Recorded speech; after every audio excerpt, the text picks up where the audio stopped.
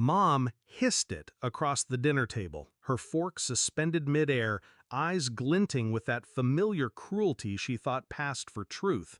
I set my glass down, calm, controlled. Then ask her, I said evenly, to return the $80,000 I gave you since college. The silence was instant. Even Dad dropped his fork.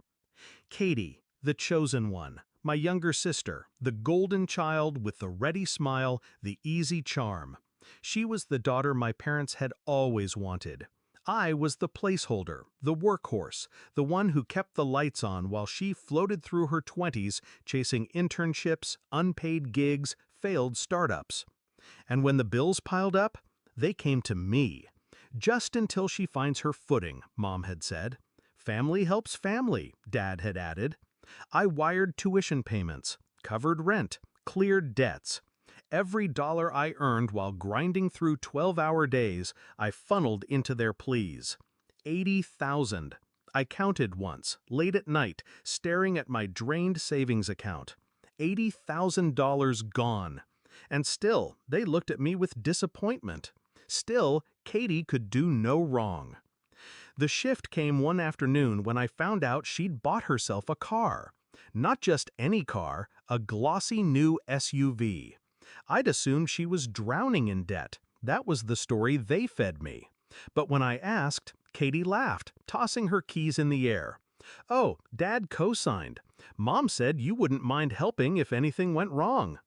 That's when I saw it clearly. I wasn't a sibling. I was an ATM, a convenient shadow, and they didn't expect me to question it. I didn't explode. I didn't scream. I stored it away, quiet as stone. That night I pulled out every bank transfer, every check image, every receipt. I built a timeline, dates, amounts, memos. And I planned. Revenge, I realized, didn't need fire. It needed paper, proof, precision. Step 1, I stopped paying. No explanations, no arguments, just silence. When the calls came, Mom's voice shrill, Dad's tone tight with anger, I let them go to voicemail. Katie texted me half-hearted thank yous, then angry demands. I ignored them all. Step 2, I invested what I had left. Slowly, deliberately. Real estate, low-risk funds. My balance grew while theirs thinned. Step 3, I waited. Because people like them always overreach, always assume the well is endless. And tonight, it finally snapped. Katie had announced her promotion, director of something vague, wearing a dress that screamed money. Mom toasted her, pride radiating like a spotlight. Dad nodded approval. Then Mom turned to me. You should be happy for your sister. Not everyone can be as successful as she is. You're just bitter. That was the moment. The blade I'd sharpened for years. I set it down in a single sentence.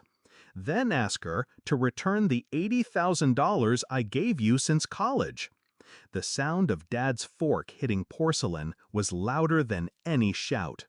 Katie's smile froze. Mom blinked, color draining from her cheeks. "What are you talking about?" Katie whispered. I slid a folder across the table. Neat, organized. Every transfer, every payment. Dates highlighted, amounts underlined. Her hand trembled as she flipped through the pages. That's not... It is, I cut in, my voice steady. And you knew. Every one of you knew. Dad's jaw clenched. He looked at Mom, then at Katie. His silence was its own betrayal. Katie shoved the folder away, cheeks burning. "You didn't have to. No one asked." I leaned in, eyes on hers. "You all asked. Every time you said, 'family helps family,' what you meant was me." The air was thick, heavy, the kind of silence that suffocates. I stood, leaving my untouched plate.